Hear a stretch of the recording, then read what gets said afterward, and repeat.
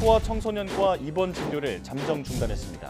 더 이상 소아청소년과라는 전문가는 도저히 간판을 내릴 수밖에 없다라는 유일하게 급여가 줄어든 과가 소아청소년과입니다. 소아청소년과 교수님들은 아무리 열심히 노력을 해도 그 수익을 따라올 수가 없죠. 단 한 명의 전공의도 확보하지 못했습니다. 또 앞으로 우리나라 의료가 지향하는 바를 갖다가 고민한 적도 없고 시장에 덜커덕 내던져 놓으니까 지금의 의료 체계는 지속 가능하지가 않습니다.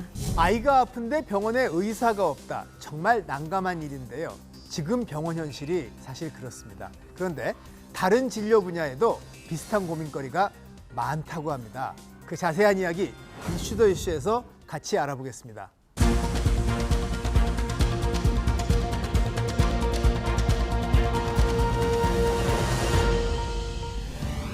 남들 안 하는 속 깊은 이야기를 해봅니다. 안녕하세요. 이슈 더 이슈 박찬입니다.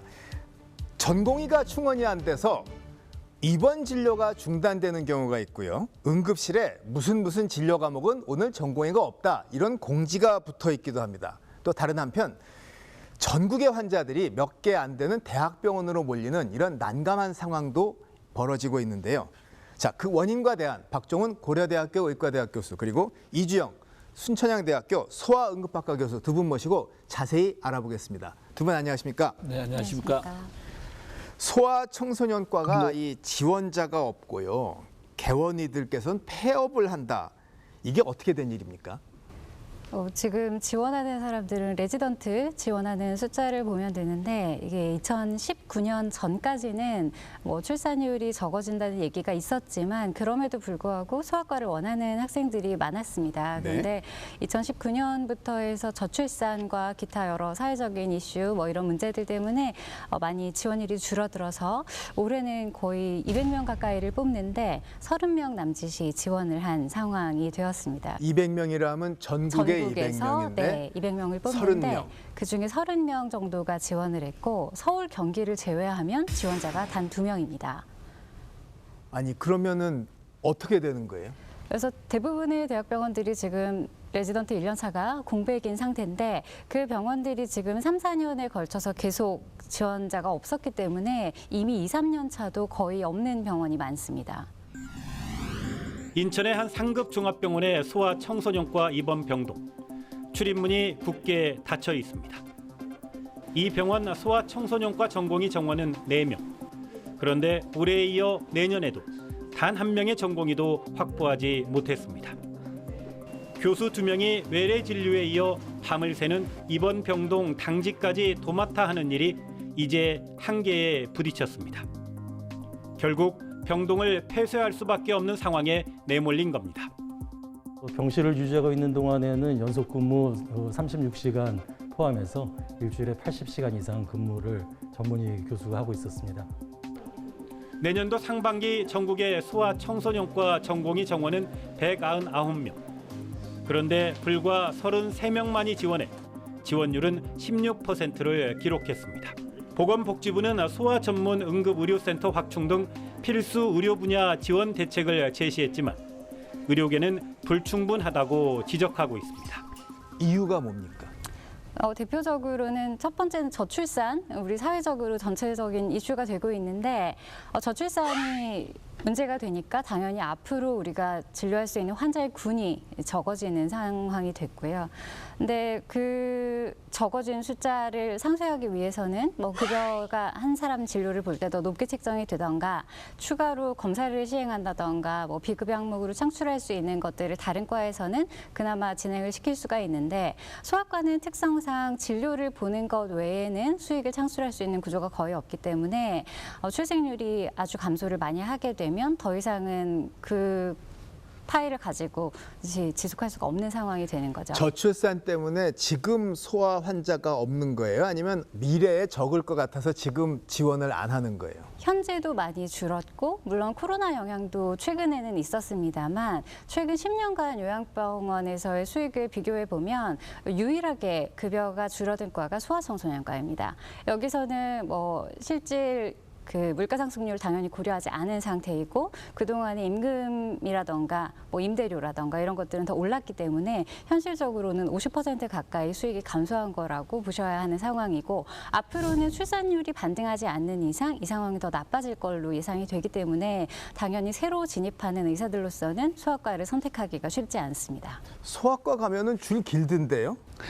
환자 숫자는 뭐 더러 그런 데가 있긴 있는데요. 실질적으로 보게 되면 지금 말씀하신 것처럼 제가 병원장 때 한번 보니까 병원의 모든 과가 다 수익을 내는 건 아니거든요. 분명히 예, 어떤 과는 기본 시스템 자체가 수가가 낮고 그래서 아무리 열심히 노력을 해도 수익 창출에 미진한 과가 있긴 있는데 소아청소년과가 대표적인 그런 과가 됩니다. 그러니까 대부분의 소아청소년과 교수님들은 아무리 열심히 노력을 해도 대학에서 다른 학과, 다른 전문 분야의 교수님들의 그 수익을 따라올 수가 없죠. 근데 이런 것들이 비단 대학에서뿐만이 아니라 뭐 일반 종합병원 또 내려가서는 개원이들에서도 아마 똑같이 적용이 될 거니까 뭐 그런 부분이 좀 없지 않아 있겠죠. 그러니까 대학병원의 레지던트 과정에서 소아청소년 지원을 안 하면 거기서 훈련되는 전공의가 없으니까 미래에 그 분야가 어려워지는 이게 고민인 거군요. 그렇죠. 그리고 지금 당장 대학병원 같은 경우는 돌아가야 되는데 응급 환자도 돌아가야 되고 이거 모든 것이 예를 들어서 뭐 소아중환자 시설 이런 게 돌아가려면은 이 교수의 숫자만 가지고 되는 건 아니거든요. 그 근간에는 우리 전공의 선생들의 그런 노력이 뒷받침이 돼야 되는데 그게 일체 없으니까 여러 군데서 뭐 펑크가 나기 시작을 하는 거죠. 그럼 소아청소년과 지원하지 않는 다른 전공의 지원자들은 어디로 가요? 다른 과를 지원할 수도 있습니다만 현재 그 각 과를 지원할 수 있는 숫자는 이미 정해져 있습니다. 뭐 성형외과라던가 피부과에 그 학생들이 몰리고 싶다고 해서 그들을 더 많이 뽑을 수 있는 구조가 아니고 한 해에 우리가 뽑을 수 있는 성형외과 의사의 숫자, 피부과 의사의 숫자는 정해져 있기 때문에 지원을 한다고 해도 그 숫자만큼 배출되는 것은 아닙니다. 그래서 지금 최근 한 4, 5년 이상 지속된 추세이기는 한데 예전에 저희 때는 학교를 마치고 레지던트 수련을 받는 것이 너무 당연한 일이었다면 최근에는 수련 자체를 받지 않고 개인 병원이나 아니면 뭐 일반적인 대학병원이 아닌 곳에서 본인이 원하는 분야만 선택적으로 수련을 받고 현재 의료 현장으로 투입이 되는 경우가 많아져서 그러면 전문의가 아닌 거예요? 네, 일반의로서 가는데 물론 전문의를 하지 않는 것 자체가 문제라고 할 수는 없습니다. 보통은 일반적으로 전반적인 진료를 볼 수 있는 의사를 배출하는 것이 의과대학의 첫 번째 목표이기도 하고 우리나라만큼 전문의가 많은 나라는 흔치 않습니다. 그럼에도 불구하고 특정 과에만 이해할 수 없을 정도로 너무 심각하게 아무도 가지 않는다는 것은 뭔가 종합적인 문제가 있는 것이 아닌가 고민이 됩니다. 근데 이게 뭐 하루아침에 벌어진 일이 아닐 텐데 이 경종은 왜 지금 갑자기 나오나요? 그러니까 소아청소년과의 전공의가 부족해진 것하고 지금 소아청소년 관련 그런 개원이들이 폐과를 선언하는 거 약간 좀 다른 의미예요. 지금 전공의가 들어가지 않는 이유는 여러 가지 이유가 있죠. 앞으로 미래가 불투명하다든지 이거 전공해봤자 별로 그렇게 재미가 없을 것 같다라는 것 또는 사회문화적인 것. 예를 들어서 맘카페 활동에 의해서 요즘에 젊은 의사들이 굉장히 그런 거에 대해서 의식을 많이 해서 힘들어하고 잘못되면 맘카페에서 그렇죠. 이지매를 당한 그런 거 또 보게 되고 또 지난번에 이제 몇 년 전에 이대 병원에서 목동병원에서 뭐 다 무죄났습니다만 그 신생아 사망 때 소아청소년과 의사들이 구속되고 이런 모습 뭐 그런 일련의 것들에 의해서 전공의가 기피하는 것은 그런 이유 같고 지금 소아청소년과 학회에서 폐과를 선언하는 것은 도저히 이 상태로는 어렵겠다, 경영이 어렵겠다, 소아과만을 고집해서는 어렵겠다라는 것에 근거한 건데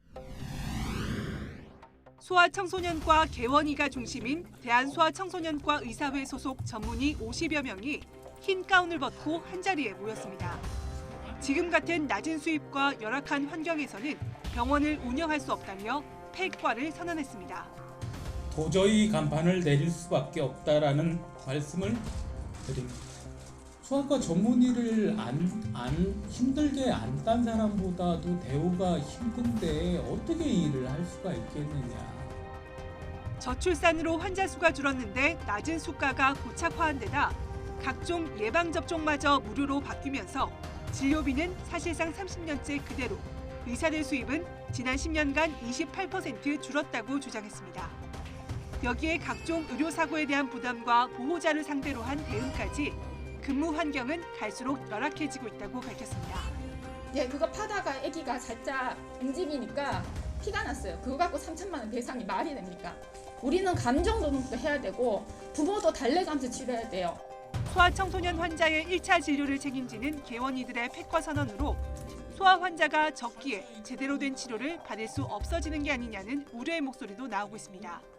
여기 아마 이제 코로나 기간 동안에 소아과 환자가 급격하게 줄었잖아요. 이비인후과 환자도 줄고 그런 것들이 또 영향을 또 미쳤지 않았나. 그러니까 환자는 줄었는데 그 외에 인건비라든지 건물 관리비라 이런 건 올랐기 때문에 실제로 제가 알고 있는 소아과 개업이들 가운데도 상당수가 이 소아과만을 표방해 가지고는 이게 이제 경영이 어렵겠다라는 그런 한계까지 도달했기 때문에 폐과를 선언한 건데. 뭐 폐과를 선언했다 해서 소환자를 안 보겠다는 그런 뜻은 아니거든요. 뭐 이름 클리닉 이렇게 그렇지. 바꾸고 이제 다만 여러 개 이제 하는. 이 소아청소년과 전문이라는 것에 대한 자긍심을 갖고 그 병원 간판을 그렇게 내걸었던 것을 철회하겠다. 이제는 우리가 소아청소년과만 보기는 어렵다라는 거를 어떤 의미에서 보면 좀 선언적인 의미라고 봐야 될 것 같아요. 소아청소년 의사회에서 폐과 선언한 것에 대해서 좀 저희가 좀 시민들의 생각을, 특히 까칠한 생각을 좀 모아봤어요. 사실 폐과에게 좀 약간 이해하기에 조금 이제 어려울 수도 있긴 한데 한번 읽어볼까요? 선생님 한 3개만 읽어주시면. 아이들을 안 낳으니 산부인과도 문을 닫고 있네. 그러니 당연히 소아과도 문을 닫겠지. 지방 대도시라는 곳에도 응급실에 소아과 전문의가 한두 곳밖에 없음. 연휴나 저녁에 애가 갑자기 아프면 부모 마음은 미쳐버림. 그동안 잘 버시다가 이제 그렇게들 못 버시니 폐과를 하신다. 와, 무책임 끝판왕이구나. 선생님 좀 까칠하네요. 선생님 나머지 읽어주시죠.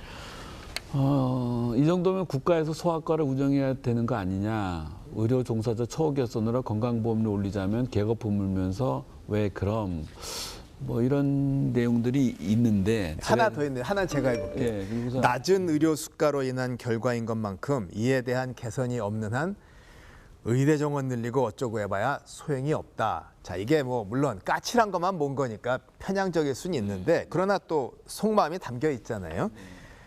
이 중에 귀담아 들을 점은?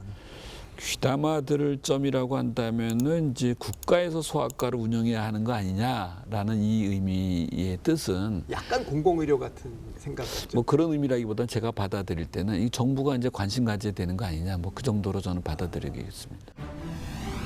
응급 상황에 대학병원을 가도 소아과 전문의가 없어 진료를 받지 못하거나 수도권이 아닌 지역에선 중증 소아치료 인프라를 찾기가 어려운 게 현실. 소아청소년과 전공의 부족 사태가 사회적 문제로 커지는 가운데 윤석열 대통령은 서울대 어린이병원을 방문해 중증 소아 환자들과 보호자들을 만났습니다. 의료진들과 간담회를 연 윤 대통령은 국가가 한눈 파는 사이 아이들 치료에 최선을 다해준 의료진에게 면목이 없다면서 지난 정부를 애둘러 꼬집었습니다.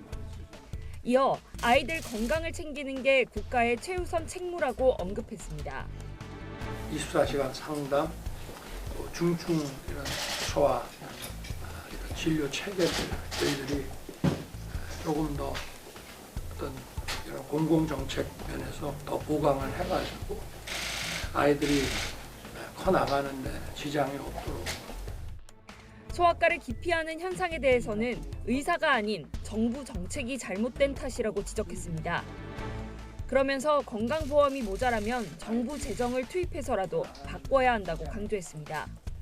대통령은 이날 간담회에 참석한 레지던트 4년차 전공의에게 소아과를 선택한 것을 잘했다는 소리가 나오도록 우리 정부가 정책을 펼쳐나가겠다 이렇게 말하기도 했습니다. 국가에서 소아과를 운영해야 하는 거 아니냐, 저도 저기에 눈이 많이 가는데 현실적으로 지금 우리나라에서 본인이 가고 싶은 병원이나 보고 싶은 의사를 자율적으로 제한 없이 선택할 수 있는 한 공공의료의 질이 잘 유지되기는 어려울 것이고, 공공의료가 현재도 있지만 그것을 국민 여론에서 어떻게 받아들이실지는 사실 생각을 해봐야 할 문제입니다. 현재 지방 대도시라는 곳의 응급실에 소아과 전문의가 한두 곳밖에 없다고 했지만 제가 지금 있는 병원에서도 분명히 충분히 적절한 치료를 받고 있음에도 불구하고 서울에서 제가 똑같은 치료를 할 때와 지방병원에서 똑같은 치료를 할 때 특히 소아의 경우에는 그렇게 아주 중환이 아닌 이상 대부분 비슷한 치료를 받게 됨에도 불구하고 과연 지방에 의사가 없는 것인가 혹은 지방병원에 가는 환자가 없는 것인가 닭이 먼저냐 달걀이 먼저냐의 문제일 수도 있지만 유지가 되지 않는 상황인 것은 분명하기 때문에 지방을 살리기 위해서는 병원뿐만이 아니라 국민적인 여론의 개선도 필요한 부분이 있다. 그런 말씀을 드리고 근데 싶습니다. 잘 보면 책임 뭐 이런 얘기 나와요. 네. 그게 무슨 뜻이냐면 제가 보기에 의사 선생님이라고 부르잖아요. 그만큼 어떤 그 존경 이런 게 있을 때는 봉사를 요구하는 게 아닌가. 어떻게 보세요? 제가 이제 의료와 관련된 이런 이야기를 하면은 국민들이 생각할 때 이제 저런 이야기를 많이 하시곤 하는데 극단적으로 얘기해서 제가 어떤 얘기까지 한 적이 있냐면 아주 예전에 이기적이지 않은 히포크라테스 정신을 강요하지 말아달라는 소리를 제가 한 적이 있어요. 듣기에 굉장히 거북한 이야기입니다. 대부분의 의사들이 사실 사명감이 있어요. 그렇긴 하지만 엄연한 현실이거든요. 그러니까 현실을 뛰어넘는 사명감을 갖고 일하는 분들 있을 겁니다. 그렇긴 하지만 그것을 보편화시켜서 적용한다고 하면은 사회가 돌아가기 좀 쉽지는 않겠죠. 모두가 화랑관창이 되라는 얘기예요. 그건 좀 어려운 얘기 아니겠습니까? 그렇죠. 그래서 저는 좀 현실을 넘어선 이야기고 아쉽지만 현실적으로 받아들이긴 좀 쉽지 않을 거라는 거죠. 자, 의료 공백이 이제 엄연한 현실이고요. 지역들 사이의 불균형도 숙제입니다. 하나의 해결책으로 공공의료 이 얘기가 지금 나오고 있는데 관련해서 나백주 서울시립대 도시보건대학원 초빙 교수 연결해서 좀 의견을 들어보겠습니다. 선생님 안녕하십니까? 네, 안녕하세요. 그 의료 서비스 불균형 참 고민이죠. 그런데 네. 공공의료 체계를 확충한다. 이게 해결책이 될까요? 공공의료 체계라고 하는 것이 원래 이렇게 그 지역 간의 또는 계층 간의 건강 불평등한 문제를 해소하는 것이 가장 중요한 그 미션 중에 하나입니다. 그래서 지금 그동안에 한국은 거의 민간 의료에 의존해서 이런 지방 필수 의료를 이제 담당을 해왔었는데요. 이게 이제 인구 감소라거나 뭐 지방의 어떤 뭐 그 출산율 감소 이런 문제들하고 연결되어 가지고 의료 수요가 감소되면서 민간 의료로서 이제 이렇게 재택하는 것이 이제 한계에 봉착했다 이렇게 이제 말씀드릴 수가 있겠습니다. 따라서 더 늦기 전에 공공의료 체계를 정립하고 이렇게 이제 예방 중심으로 또 필수 의료를 재편을 해야지 지역의 어떤 그 의료 문제를 해결해 나가는 전기를 만들어 나갈 수 있지 않을까 싶습니다. 자, 의료의 공공성. 이 대표적인 유럽의 경우에 이런 공공성을 강화를 했는데 이게 의사가 공무원이 되다시피 하고 병원 가기는 힘들고 아주 불편하다고 하거든요. 이게 답일까요? 네, 좋은 지적이라고 생각하고요. 공공의료하고 민간의료하고는 각각 장단점이 있습니다. 그래서 이 두 개의 어떤 체계가 서로 균형을 맞추는 것이 중요한데요. 유럽 국가들에 있어서는 사실 공공의료 체계가 너무 많이 발전돼 있어서 이제 민간의료 어떤 영역들이 좀 활성화돼야 한다 이런 논의가 있는 것으로 알고 있고요. 다만 한국은 지금 너무 민간의료가 활성화돼 있고 공공의료가 너무 부족한 실정입니다. 그래서 한국은 지금 공공의료가 활성화돼서 이렇게 이제 그 뭐 신종감염병 같은 그런 대응뿐만 아니라 지역의 필수 의료 여러 가지 또 예방 중심 의료 균형을 맞춰야 되는 그런 시기이기 때문에 지금 바로 우리가 공공의료를 강화 확대해야 된다라고 보는 것입니다. 자, 진료 과목들 사이에 불균형이 있고 또 지역 간에도 불균형이 있고 의료의 공공성은 확보해야 되고 참 어려운 일을 하고 있는데 대안을 좀 몇 가지만 제시해 주시죠. 네, 일단은 저는 공공의료 인프라가 지역들에서 확대되는 것이 좀 필요하다 이렇게 이제 생각을 합니다. 그래서 뭐 새로 공공병원을 짓거나 아니면 이제 곧 망하기 일보 직전에 민간병원을 매입을 하거나 하는 이런 형태를 통해서 공공의료 인프라가 좀 확대가 돼야 된다고 보고요. 거기에 이제 일할 수 있는 의사들이 좀 배치가 될 수 있도록 해야 되고 또 그런 과정에서 교육 훈련을 제대로 담당할 수 있는 공공의대 신설 이런 부분이 있어야 됩니다. 근데 가장 중요한 거는 이런 그 인프라 확대나 교육 훈련 그리고 운영을 총괄할 수 있는 그런 어떤 그 공공의료 어떤 컨트롤 타워가 정립이 돼야 되고 그런 것과 더불어서 이 어떤 이 그 운영과 관련되어진 어떤 예산이 좀 저는 안정적으로 만들어질 필요가 있겠다. 이렇게 이제 생각을 하는 부분입니다. 네, 나오셔서 고맙습니다. 네, 수고 많으셨습니다. 자, 이제 공공의료에 대해서 나름의 뭐 대안들이 제시돼서 같이 얘기를 해봤는데 네. 어떻게 생각하세요? 공공의료는 분명히 그 역할이 필요는 합니다. 그런데 아까도 말씀드렸지만 이 지역에 산재되어 있는 공공의료를 어떻게 관리할 건지 그리고 그 공공의료에서 일하는 것은 결국은 민간인인 의사, 간호사들인데 그들에 대한 충원을 어떻게 안정적으로 확보할지가 문제입니다. 그래서 사실 생각을 간단히 하면 뭐 해결은 가능합니다. 공공병원 혹은 거점 그 병원들을 세우고 거기에 뭐 현재 외부에서 개원가에 있는 것 이상의 보상을 안정적으로 보장을 해주고 뭐 정년을 보장해주고 그리고 거기에서 발생하는 민사적인 문제 배상 이런 것들을 정부에서 해결을 해주겠다. 그 병원에서만큼은. 그러면 거기 갈 의사들 많을 겁니다. 근데 공공의료 지향하는 분들 중에는 좀 극단적으로는 아예 공공의료 생태가 있고 거기는 의대도 따로 둬서 좀 사회적 가치를 많이 해서 뽑고 교육시키자는 입장도 있으시더라고요. 그럴 수 있는데 사실 여기에는 국민적인 의료에 대한 문화도 좀 차이가 있을 것 같습니다. 지금의 의료 전달 체계를 손보지 않고 본인이 원하는 병원을 어디든 갈 수 있는 상황에서 과연 우리나라의 의료 소비자들이 그 공공병원을 선택할 것인가 하는 문제가 분명히 나타날 것이고요.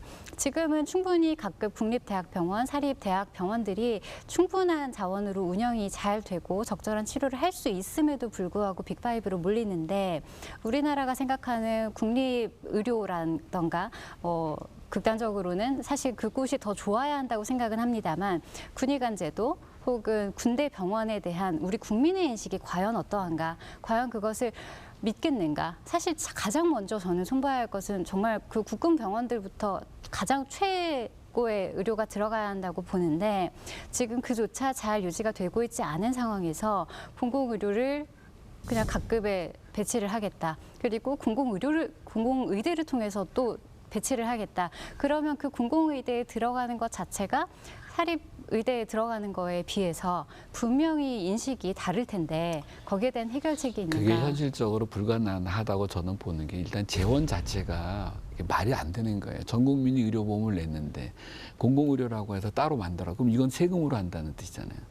그럼 여기에 치료받던 사람이 어차피 이 사람들도 건강보험을 갖고는 있을 텐데 여기서 그냥 어지간한 치료는 받다가 나 무릎 수술할래. 이거는 나 대학병원 갈래. 다시 말해서 어차피 또 깨지는 부분이기 때문에 그러한 것은 마치 행정하는 사람들이 책상에서는 생각할 수 있지만 현실에서 들여다보는 저희 입장에서는 만약에 너는 공공의료를 선택했으니까 공공의료에서 모든 걸 다 해. 그렇게 되면은 그럼 없는 사람은 공공의료에서 치료받고 있는 사람은 삼성 서울병원 가도 되냐 이런 또 다른 또 불필요한 또 논쟁이 있기 때문에 지금 봐서는 이게 전반적으로 이게 들여다보지 않고 요 부분에 문제가 있으니까 요거 해결하고 요 부분에 문제 있으니까 요거 해결하고 이런 식으로 가다가는 계속해서 다람쥐 쳇바퀴 도듯이 문제는 해결되지 않고 또 다른 문제를 양성하고 또 다른 문제를 양성하고 그렇게 될 가능성이 높다라는 거죠. 다시 말해서 의과대학 정원을 늘리고 공공의대를 뭐 양성한다. 오케이. 다 좋은데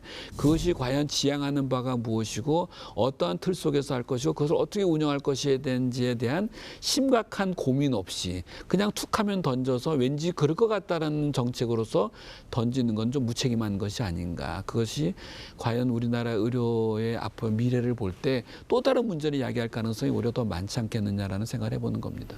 모두가 의료 전문가는 아니잖아요. 네. 지금 사실 이 방송 보시는 분들이나 일반인들은 의료 인력이라는 게 어떻게 그 숫자가 책정되고 배정되는지 모르거든요. 그러니까 지금 쏠림이니 불균형이니 이해가 잘 안 갈 수 있는데 좀 설명을 해주세요. 의료 인력의 이 숫자 책정, 배정 이런 건 어떻게 되는 거예요?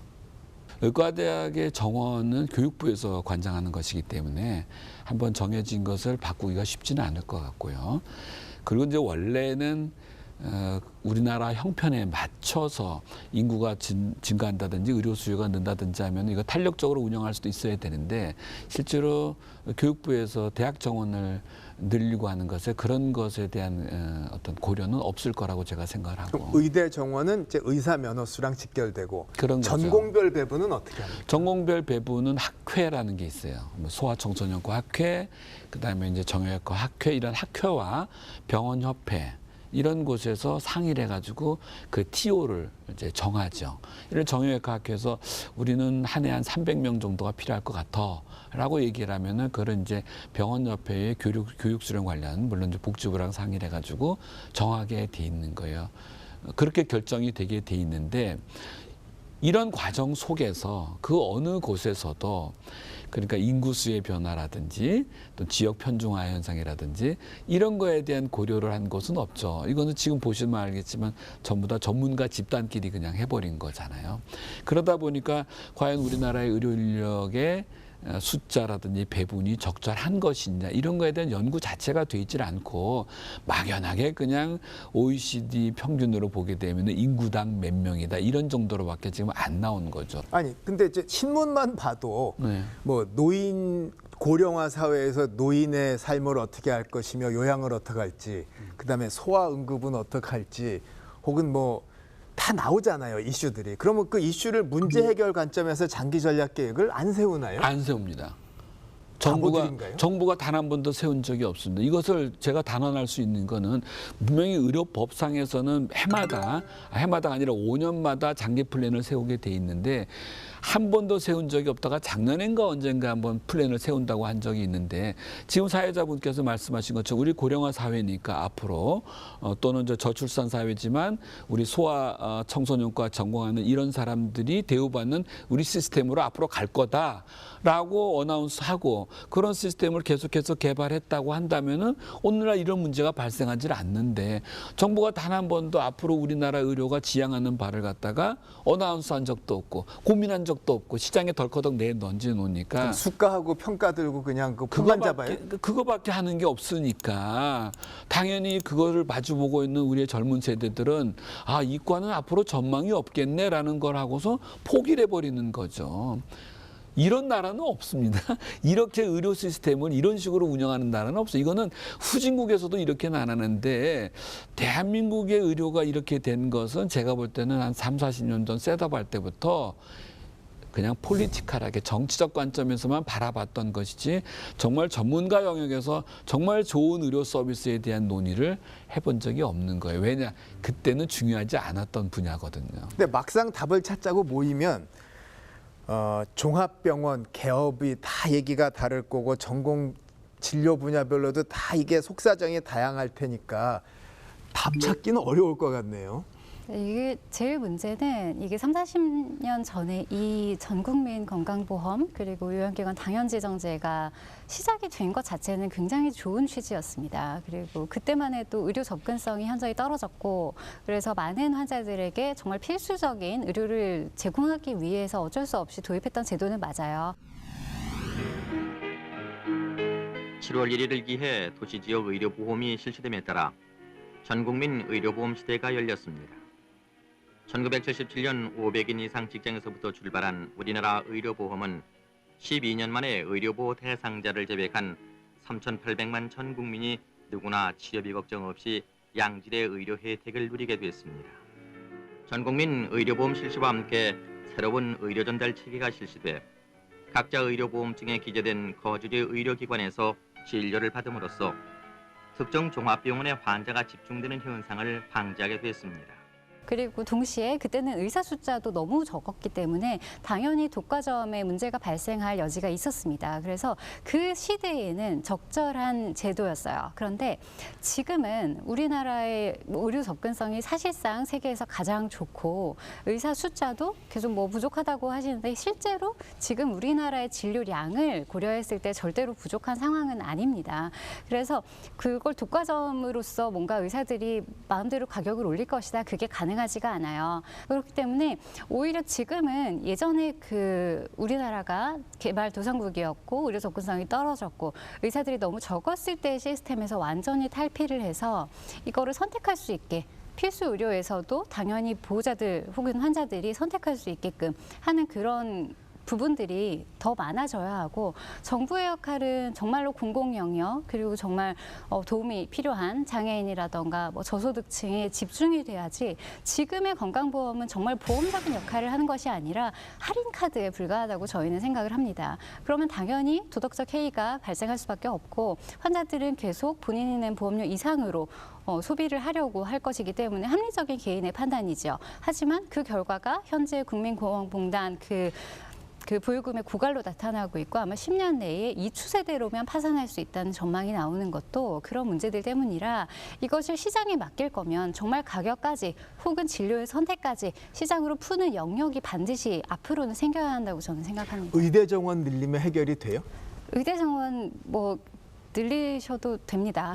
그런데 지금 아까도 말씀드렸지만 모든 과에는 이미 정원은 정해져 있습니다. 그리고 의대생을 늘린다고 해서 저 정원이 변하지는 않을 거예요. 필요한 의료의 양이 있고 우리가 교육시킬 수 있는 의료의 양이 있기 때문에, 그렇다고 해서 뭐 많은 숫자를 늘리면 성형외과를 뭐 500명을 가고 그럼 거기서 남는 사람들이 소아과로 100명이라도 가지 않겠느냐. 그러면 의료 시장은 더 왜곡될 겁니다. 어떻게 보세요? 의대 정원을 늘려서 이런 우리가 안고 있는 문제를 해결하자고 하는 거는 제가 볼 때는 하수 중에 하수라고 보는, 그거는 지금 그렇게 해서 될 건 아닌 것 같고, 가장 시급한 문제는 정말 이 의료를, 우리 의료를 어떻게 끌고 갈 것이냐 하는 건데, 아까 사회자님께서 말씀하시기를 병원, 준종합병원, 개원이들의 서로 간의 이해관계가 다를 텐데 합의가 되겠느냐. 이건 합의해서 될 문제는 아니었던 거예요. 비전으로 풀어야 되네. 이건 왜 그러냐면은 공급자는 분명히 의사라는 직군들이 있잖아요. 그럼 수요자 그 환자 쪽을 대변하거나 환자 쪽에서 고민하는 그런 롤을 하는 것이 사실은 국민건강보험공단입니다. 공단은 국민으로부터 보험료를 받아서 이것이 건강하게 집행되고 의료 시스템이 건강하게 되게끔 고민을 했어야 되는데, 여기서 아무런 컨트롤을 안 한 거예요. 의료를 수요에 맡기고 공급자에게 맡기면은 공급자와 수요자가 계속해서 끊임없는 욕구가 있기 때문에 컨트롤이 안 되는 거죠. 그것을 시장에다 덜커덕 내놨다. 그렇게 되면은 그것이 가능해지는 거는 사보험제도에서는 그것이 가능하지만, 우리는 공적 영역이 강하잖아요. 다 건강 세금처럼 이렇게 모든 수익에서 받아들인데, 이것이 지금까지 전혀 통제 없이 의료의 필요도에 따라서 의료가 공급된 것이 아니라 수요에 의해서 공급이 되다가 보니까 우리 시스템은 과잉진료 시스템으로 간 거고, 과잉진료 시스템으로 들어가 버리다 보니까 거대한 기업형 대형 병원이 전국을 다 쌍끌이처럼 끌어안아 버리는 기현상이 만들어진 거죠. 이렇게 된 것이 지금 봐서는 굉장히 자연스러워 보이지만 20년 전에 이러지 않았어요. 최근에요, 어떤 그 최상급 종합병원에 계신 간호사가 뇌출혈로 쓰러지셨는데, 그 병원에 응급수술할 의사가 없어가지고 여기저기 돌다가 돌아가셨어요. 지난달 24일 서울 아산병원에서 일하는 간호사 A씨가 뇌출혈로 숨졌습니다. 근무 도중 두통으로 응급실을 찾았지만 수술할 의사가 없었고, 다른 병원으로 옮겨졌지만 골든타임을 놓친 겁니다. 해당 수술을 할 수 있는 이 병원 의사는 2명. 당시 1명은 해외, 1명은 지방에 있었습니다. 의료계는 A씨의 사망이 일부 병원만의 문제가 아니라 생명을 다루는 필수 의료 분야에 만성적 인력 부족 때문이라고 지적합니다. 아니, 병원에서 어떻게 이런 일이 있나요? 그게 이제 이런 문제가 지금 우리 의료가 안고 있는 아주 전형적인 문제. 뭐 지금 2017년부터 시작해서 중환자들이 응급실을 돌다가 여러 군데를 돌다가 결국은 치료를 못 받아서 사망했던 이런 사건들은 수시로 일어나고 있고, 올해도 아마 대구 지역에서인가 한번 일어났죠. 이게 뭐 어떻게 보면은 아주 예외적인 것이 아니고 지금 이 순간에도 이런 일이 벌어지고 있을 거라고 저는 생각을 하는 것이, 단순하게 이런 중증 진료를 보는 의사들의 숫자가 단순히 적다, 그것이 수가의 문제다, 이렇게만 볼 수는 없는 거고요. 이거는 전반적인 우리 의료 시스템에서 어디에 문제가 있는지를 좀 들여다봐야 되는데, 제가 늘 주장하는 것은 뭐냐면은 이런 중증 질환을 중심으로 치료를 할 수 있는 기관, 소위 말하는 3차 상급 종합병원이라는 곳이 거기에 맞는 연구와 중증질환 진료에만 매진을 하게 돼 있어야 되는데, 이게 어느 순간서부터 무너지면서 이런 체제를 유지할 수 없는 시스템으로 들어가 버린 거예요. 그럼 이 경우는 의사 선생님이 부족했던 게 아니라 과부하 상태에서 배치가 불가능했던 건가요? 지금 어느 응급실이나 사회자분께서 가족이 누군가가 응급실에 들어가려고 할 때 흔쾌히 치료가 순서대로 진행될 수 있는 가능성은 거의 없다고 봅니다. 왜 그러냐면은 모든 권역별 응급센터라는 곳들이 과부하가 걸려 있는 거예요. 왜 과부하가 걸리냐 하면은 사실은 그곳을 가지 않고 그 아래 단계의 응급센터에서 치료가 될 수 있을 만한 전달 체계 시스템이 있었어요, 예전에는. 그래서 최상위 기관에는 정말 중증 환자만 가면 됐고 그런 환자만 보는 시스템이 되면은 그 지역 그곳에 있는 의료진들이 충분히 그걸 커버할 수가 있었는데 우리나라는 지금 의료 시스템상에서 중간 단계 허리에 해당하는 2차 진료기관들이 전부 다 붕괴되면서 개원이 닿으면 바로 3차 상급 종합병원으로 몰리다 보니까 3차 상급 종합병원에서 이 중증의 환자를 정상적으로 처리할 만한 그런 여력이 없는 거예요. 감기 환자보다가 폐암 환자를 볼 여력이 없어지는 거죠. 네. 그러면 이런 상황에서 지금 대안이라고 나온 게 응급의료체계 혁신 뭐해서 센터를 여기저기 더 늘린다고 봤어요. 그러면 의사는 없는데 응급센터를 여러 개 만들면 5군데 도울 거를 10군데 도는 거 아니에요, 그냥? 네, 맞습니다. 실제로 병원이 늘어나는 것도 아니고 의사가 늘어나는 것도 아니기 때문에 지금 나온 의료센터를 늘린다 이런 것은 전혀 대안이 될 수가 없고 말씀하셨지만 이전에는 각급 도에 큰 병원들이 있었습니다. 뭐 경상도, 뭐 경북대병원이라던가 부산대병원이라던가 뭐 전국 도에 있었죠. 그리고 그 병원들이 유지가 됐고 그 아래쪽에 2차 병원들이라고 해서 웬만큼 큰 병원인데 간단한 수술을 충분히 해내는 그런 병원들이 있었고 실제로 국민들이 또 믿고 진료를 잘 보았습니다. 그런데 그 병원들이 다 이제 붕괴가 정말로 되고 3차 병원밖에 남지 않은 상태인데 그 3차 병원 중에서도 환자들이 원하는 것은 서울에 있는 빅5입니다. 그래서 오죽하면 수서역이나 서울역이 큰 병원을 가기 위한 관문인 것처럼 그 앞에 뭐 셔틀버스도 있고 그렇습니다.